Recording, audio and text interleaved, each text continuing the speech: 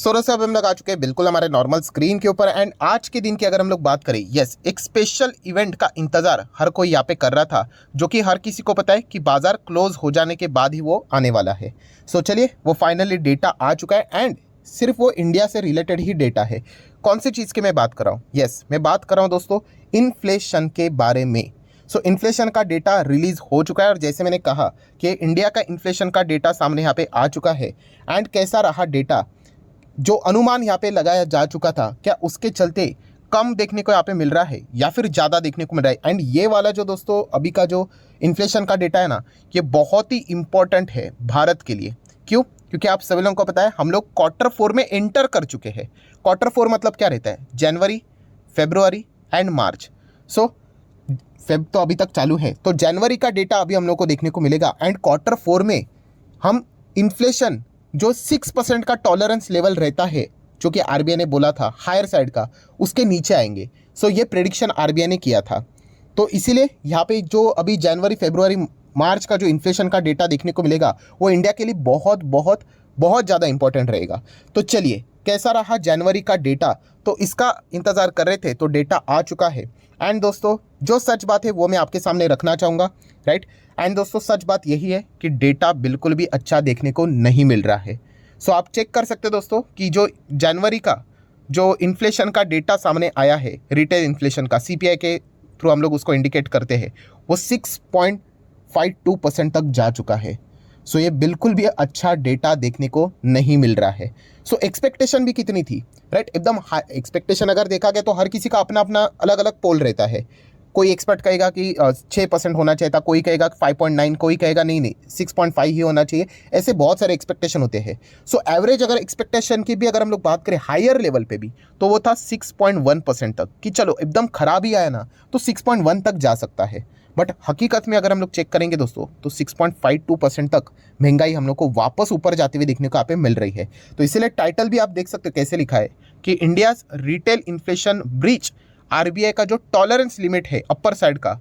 तो ये अच्छी बात तो यहाँ पे नहीं है। थोड़ा सा हम लोग अभी इसको डिटेल में जान लेते हैं, क्योंकि अगर हम लोग इन्फ्लेशन की बात करें, ये जो डेटा हम लोग को देखने को मिलता है, इसको हम लोग शॉर्ट फॉर्म में क्या बोलते हैं आपको बताइए? सीपीआई। आई मतलब इंडेक्स, इंडेक्स मतलब आपको पता है कि यस, इसमें बहुत सारी चीज़ें आती है कि एक फैक्टर के चलते कोई महंगाई डिसाइड नहीं होती, बहुत सारी चीज़ें इसमें रहती है। तो कहाँ पे चीज़ें महंगी हुई है, कौन सी चीज़ें सस्ती हुई है, वो सारी बातें मैं आपके सामने रखने की कोशिश करने वाला हूँ। सो दोस्तों वापस हम लोग आर्टिकल को यहाँ पे कंटिन्यू करेंगे। तो आप चेक कर सकते हो कि पिछले मंथ का मतलब दिसंबर मंथ का कितना था इन्फ्लेशन? 5.72%। एंड ये जो आरबीआई ने एक्सपेक्ट भी किया था लास्ट टाइम दिसंबर की मैं बात कर रहा हूँ, तो एक्सपेक्ट किया था इससे भी ज़्यादा, तो कम देखने को मिला था। तो दिसंबर का डेटा तो मतलब बोलते ना एकदम ज़बरदस्त सुपर डुपर हिट था। बट इस वक्त का डेटा क्या है? यस, 6.52। तो आप देख सकते हो कि 2 मंथ हम लोग को लगातार जो डाउन ट्रेंड देखने को मिल रहा था, इंडिया का जो रिटेल इन्फ्लेशन नीचे नीचे नीचे जा रहा है, वो वापस अभी हम लोग को ऊपर उठते हुए देखने को मिल रहा है। 6.52% तक जाते हुए देखने को यहाँ पे मिला है। और दोस्तों इस प्राइस मतलब बोलते हैं ना, ये पॉइंट को बार बार अभी दोहराया जाएगा। कौन सा वाला? कि यस, लोअर लेवल पे 2%, हायर लेवल पे 6%, एंड अभी वापस वो 6% के बाहर अभी हम लोग को निकलते हुए देखने को यहाँ पे मिल रहा है। तो डेफिनेटली ये फर्स्ट टाइम अभी पिछले 3 महीने की अगर हम लोग बात करें, उसमें वापस पहली बार ऐसा देखने को मिल रहा है कि हम लोग 6% के ऊपर यहाँ पे निकलते हुए देखने को मिले, जो कि अच्छी बात नहीं है। नेक्स्ट अगर हम लोग यहाँ पे बात करेंगे दोस्तों, तो आप चेक कर सकते हो कि अलग अलग चीज़ें यहाँ पे बताई जा चुकी है। जैसे कि ये देखिए, फूड प्राइजेस की बात करें, राइट, तो ये जो सीपीआई रहता है इसका फुल फॉर्म क्या है? कंज्यूमर प्राइस, एंड जैसे मैंने बोला इंडेक्स। अभी निफ्टी 50 भी क्या है? इंडेक्स है। तो निफ्टी 50 इंडेक्स में क्या रहता है? यस, 50 शेयर रहते हैं अलग अलग, कोई शेयर अच्छा करेगा कोई खराब करेगा, तो उसका ओवरऑल परफॉर्मेंस रहता है। तो वैसे ही ये इंडेक्स में अगर हम लोग बात करें, तो उसमें फूड प्राइजेस लगभग अगर आप चेक करोगे तो 40% हम लोग को देखने को यहाँ पे मिल जाते हैं। एंड वहाँ पे भी हम लोग को चीज़ें फिलहाल तो बढ़ती हुई देखने को यहाँ पे मिल रही है। एंड जब भी हम लोग देखते हैं कि फूड इन्फ्लेशन यहाँ पे बढ़ जाता है, तो ओवरऑल सीपीआई इन्फ्लेशन को दिक्कतें देता है, क्योंकि अभी जैसे मैंने आपको बोला उसका 40% कॉन्ट्रीब्यूशन उसी का ही रहता है। तो इसलिए पहली बात इसी में निकल जाती है कि फूड इन्फ्लेशन कैसे रहा। अभी इतना ज़्यादा इन्फ्लेशन बढ़ा है ना, ये तो बच्चा भी बता देगा कि फूड इन्फ्लेशन बढ़ा है। तो आप चेक कर सकते हो कि इसके पहले कितना था। तो दिसंबर में था फूड इन्फ्लेशन 4.19%, अभी कितना हो गया?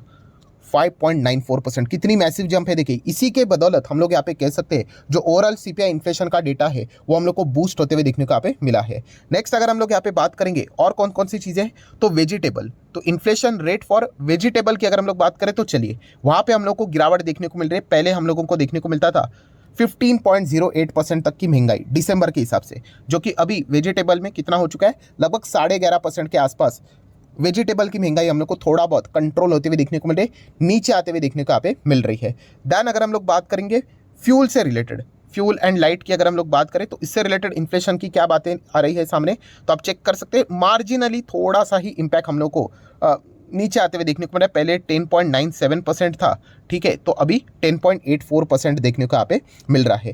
देन अगर हम लोग बात करेंगे दोस्तों तो अनाज सीरियल्स की अगर हम लोग बात करें तो इन्फ्लेशन रेट फॉर अनाज भी आप यहाँ पे चेक कर सकते हो, जो कि आप लोगों को फूड में ही देखने को मिलेगा। कितना है, पहले था 13.79%, दिसंबर की बात, कितना हो गया अभी 16.12%। सो बेसिकली क्या है दोस्तों, जो खाने पीने की जो मेजर चीज़ें रहती है वो अभी हम लोग को महंगी होती हुई देखने को यहाँ पे मिल चुकी है। सो इसी के चलते ओवरऑल जो सीपीआई इंडेक्स है वो हम लोग को जनवरी मंथ का बूस्ट होते हुए देखने को यहाँ पे मिल चुका है।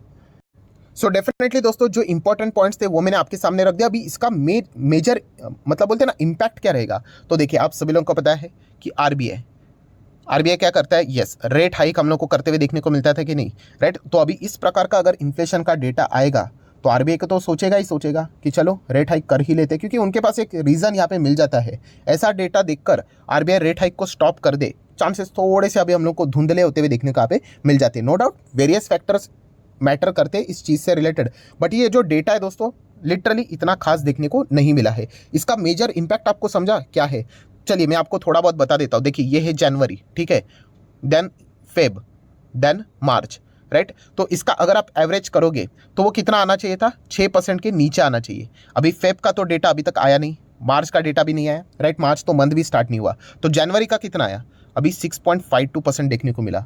तो इसका अर्थ क्या है कि फेब एंड मार्च में जो डेटा है वो बहुत ही इन्फ्लेशन का कम आना चाहिए, तभी जाके ये जो टारगेट है आरबीआई का 6% का अंदर आएंगे हम लोग क्वार्टर 4 में, वो अचीव हो पाएगा। सो इसको अगर आप इक्वेशन में भी डालकर देखोगे, इक्वेशन कैसे बनाने का, जनवरी फरवरी मार्च इज इक्वल टू कितना चाहिए था, 5.99 पकड़ लो, 6% भी नहीं पकड़ते, तो यहाँ पे तो 6.52 आ गया इन्फ्लेशन, प्लस एक्स पकड़ लो, प्लस एक्स पकड़ लो, राइट, डिवाइड बाय 3 करोगे इज इक्वल टू 5.99। एंड अगर आप ये इक्वेशन को सॉल्व करोगे, राइट, तो आपको एक्स की वैल्यू क्या मिल जाती है, एक्स की वैल्यू मिल जाएगी 5.725 के आसपास। तो ये एक्स मतलब क्या है कि आने वाले मंथ में फरवरी एंड मार्च में एटलीस्ट मतलब 5.725 के आसपास का इन्फ्लेशन होना चाहिए, तभी जाके वो 6% का जो प्रॉमिस किया है ना आरबीआई ने कि इतना आएगा नीचे, तभी वो अचीव हम लोग यहाँ पे कर पाएंगे। सो अगर फेब में 5.725 के ऊपर चला जाता है इन्फ्लेशन, तो फिर पूरा बर्डन मार्च के ऊपर आएगा। मतलब बोलते हैं ना आखिरी ओवर पे मैच चली जाएगी कि ऐसा हो जाएगा कि एक ओवर में 25 रन या फिर 24 रन चाहिए करके, इतना बर्डन आ जाएगा। सो डेफिनेटली अभी फेब मंथ में ये वाला नोट करके रख लेना दोस्तों कि जो इन्फ्लेशन का डेटा है वो 5.725 के नीचे अगर आ गया तो चलिए अच्छी बात है करके, बट अगर इसके ऊपर भी आ गया तो फिर दिक्कत यहाँ पे और भी बढ़ सकती है। ये इंडिकेशन अभी हम लोग को देखने को मिल रहा है, क्योंकि जनवरी हम लोगों ने सोचा भी नहीं था कि चलो 6.1 अगर हो जाता था चल जाता था, ये तो 6.52 मतलब अगर हम लोग कहेंगे ये बहुत ही ज़्यादा हम लोग को देखने को यहाँ पे मिल रहा है। तो डेफिनेटली आरबीआई इसके बारे में जरूर विचार करेगा। इसका अर्थ ये नहीं कि मार्केट क्रैश हो जाएगा, खत्म हो जाएगा, ऐसा मत सोचो। रिटेल इन्वेस्टर तो ऐसा ही सोचता है कि बर्बाद हो गए करके, तो ये डेटा हर वक्त हम लोग को देखने को मिल जाता है। अब फेब में आएगा, मार्च में आएगा, राइट, मतलब फेब का डेटा मार्च में आएगा, मार्च का अप्रैल में आएगा, राइट, ये डेटा मंथली आता रहता है। इसके चलते कोई मार्केट खत्म नहीं होता है, बट येस ट्रेडर्स को एक रीज़न मिल जाता है। एंड ये रीज़न की अगर हम लोग बात करें तो फिलहाल का डेटा इतना कुछ एनकरेजिंग वाला देखने को नहीं मिल रहा है। प्लस अगर हम लोग बात करें तो आप सभी लोगों को पता ही है कि आरबीआई ने जो आने वाला जो नेक्स्ट फिस्कल है 2023 से लेकर 24 तक, उसका जो इन्फ्लेशन का एक्सपेक्टेशन है वो 5.3 रखा है, मतलब 6 के अंदर ही रखा है। एंड उसी के साथ साथ क्वार्टर 1 जो रहेगा अप्रैल मई जून का, उसमें 5% बताया है, then quarter 2 5.4, then 5.4 and then 5.6। ये तो नेक्स्ट क्वार्टर की यहाँ पे बात है, बट फिलहाल की अगर हम लोग बात करें जो एक्सपेक्टेशन था कितना 6.1 के आसपास, वो 6.52 आया है। तो इसके चलते थोड़ा सा अभी हम लोग को आरबीआई में भी हलचलें देखने को यहाँ पे मिल सकती है। तो ज़रूर अभी देख लेते हैं कि आने वाले समय में अभी यहाँ पे क्या होता है। बट यस, जो बात है वो बात है कि डेटा इतना कुछ खास हम लोग को देखने को यहाँ पे नहीं मिला है। सो अभी मार्केट इसके प्रति क्या रिएक्शन देता है ये देखने वाली बात होगी। मैं अगेन कह रहा हूँ दोस्तों कि बहुत सारे जो बिगिनर होते हैं रिटेल इन्वेस्टर, वो एक्सट्रीम अप या फिर एक्सट्रीम डाउन सोचते हैं कि अगर डेटा मान लीजिए अगर ये 5% तक भी आता तो इसका अर्थ ये नहीं कि मार्केट 20,000 पे जाता, या फिर अगर ये 6.52 आया है तो मार्केट सीधा 10,000 15,000 तक जाएगा। तो ऐसा नहीं होता है, राइट। बट प्लस माइनस के लिए ये अगर हम लोग बात करें तो ये बार बार चीज़ें यहाँ पे चलती रहती है। एंड फिलहाल का जो डेटा हम लोग को देखने को मिल रहा है इन्फ्लेशन का, वो तो डेफिनेटली बिल्कुल भी इंप्रेसिव नहीं है। जो हम लोगों ने सोचा था उससे कई गुना ज़्यादा खराब देखने को यहाँ पे मिल रहा है, 6.52। सो देख लेते हैं अभी बाजार का रिएक्शन क्या रहता है। निफ्टी फ्यूचर की अगर हम लोग इंडेक्स की बात करें तो ठीक है, थोड़ा सा ये लाल निशान में देखने को मिल रहा है। बट ओवरऑल इंपैक्ट की अगर हम लोग बात करें लॉन्ग टर्म की, जैसे मैंने आपको बोला ना कि आरबीआई के ऊपर यस जो एमपीसी की बैठक रहेगी उसमें ये बर्डन यहाँ पे बार बार उनको सताएगा कि रेट हाइक अभी तो रुक जाना चाहिए। बट इस प्रकार के डेटा के चलते थोड़ा बहुत उनको प्रेशर यहाँ पे आ सकता है। सो देख लेते हैं, अभी फेब का भी डेटा आएगा, मार्च का आएगा, उसके बाद एमपीसी की बैठक रहेगी। तो ये ओवरऑल थोड़ा सा लॉन्ग ड्यूरेशन की बातें हैं। बट जितनी भी इंपॉर्टेंट पॉइंट्स थी सारे मैंने डिटेल में कवर करके रखी है। सो आशा करता हूँ वीडियो हेल्पफुल लगा होगा, तो जरूर लाइक एंड शेयर कर देना। एंड डीमैट अकाउंट अगर आपने अभी तक ओपन नहीं किया है तो लिंक नीचे डिस्क्रिप्शन में 25 वीडियो की लिस्ट आपको बिल्कुल फ्री ऑफ कॉस्ट मिल जाएगी। आपका नाम, कौन सा अकाउंट आपने लिंक के थ्रू ओपन किया, प्रॉपर्ली कमेंट सेक्शन में मेंशन कर देना। तो हफ्ते भर के अंदर अंदर सारे लेक्चर्स मेरे साइड से फ्री ऑफ कॉस्ट प्रोवाइड कर दी जाएंगे ताकि आप शेयर मार्केट को आसान भाषा से सीख सको। So that's it, thank you very much दोस्तों, we will be meeting our next video. तब तक के लिए बाय बाय।